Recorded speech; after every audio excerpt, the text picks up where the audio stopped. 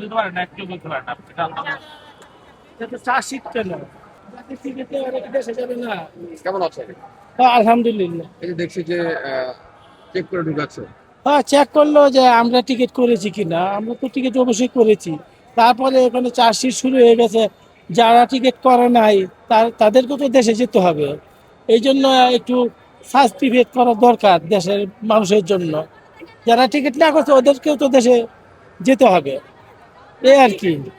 এমনি তো যাত্রীরা ভালোই, আগে থেকে ভালোই আছে, আলহামদুলিল্লাহ।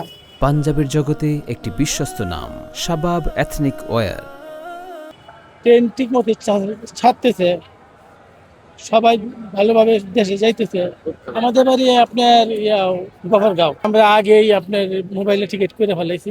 হ্যাঁ, আমার একটি ছেলে আর দুইটি মেয়ে, স্ত্রী, ওদেরকে নিয়ে 5 জন একটা ফ্যামিলি। বছরে বছরে আমরা গ্রামে গিয়ে ঈদ করি। এবার একটু ভালোই পরিবেশ দেখা যাচ্ছে, দেশের সরকার পরিবর্তন হওয়ার পর একটু ভালোই বোঝা যাচ্ছে। আলহামদুলিল্লাহ, সামনে আশা করা যায় ভালোই হবে।